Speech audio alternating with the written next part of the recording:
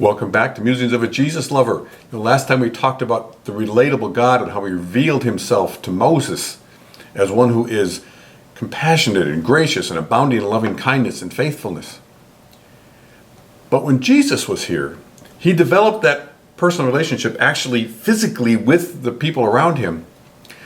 But towards the end of his ministry and his life, he was praying. We find it in John chapter 17. There's this lengthy prayer, his last recorded prayer before he went to the cross. And he says something kind of revealing. In the midst of it, in verse 24, he says, "Father, I want those you have given me to be with me where I am." There's that expression of that relatable desire for intimacy.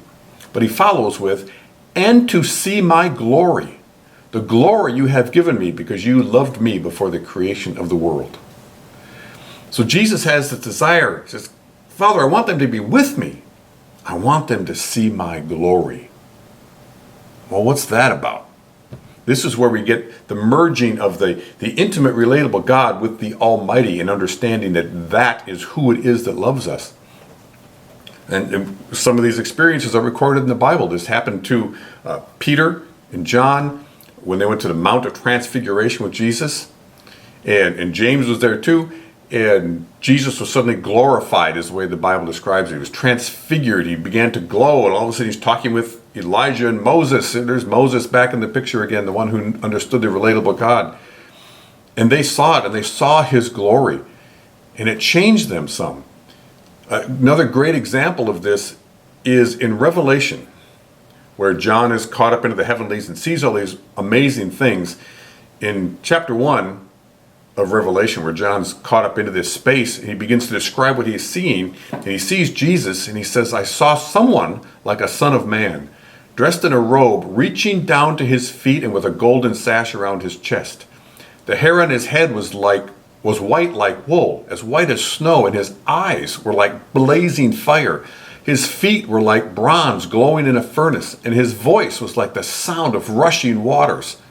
In his right hand he held 7 stars, and coming out of his mouth was a sharp double-edged sword. His face was like the sun shining in all its brilliance. When I saw him, I fell at his feet as though dead." This is what Jesus looks like. Jesus in all of his glory, the uncreated God in all of his power is what John sees. And he's so struck by it, he simply falls as a dead man at his feet. It goes on after that. It says, "Then, speaking of Jesus, he placed his right hand on me and said, 'Don't be afraid.'" Now imagine, I can see this. Jesus touches him. We're talking about the Apostle John. If you read through the Gospel of John, which he wrote, he describes himself always. He never says me. He says the one whom Jesus loved.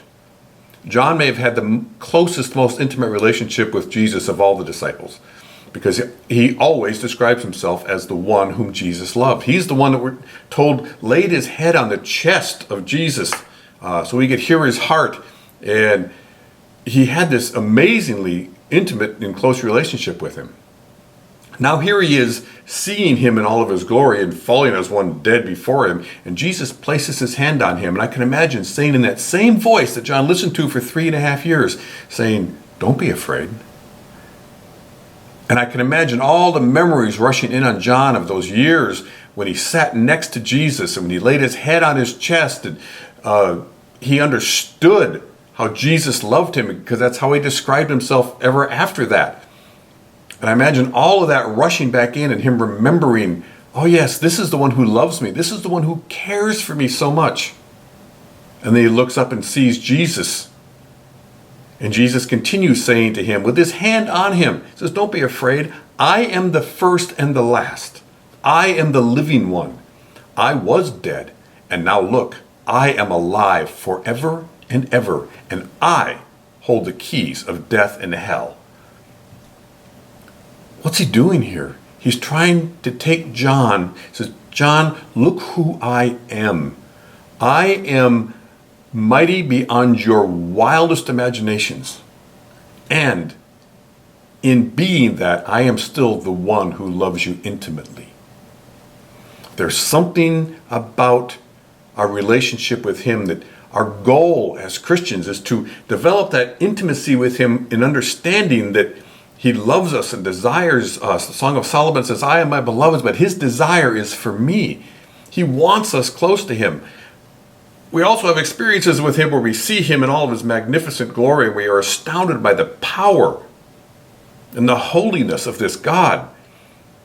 And our challenge, at least mine, I'm guessing I'm not alone with this, is to bring those two together so I understand who it is that loves me.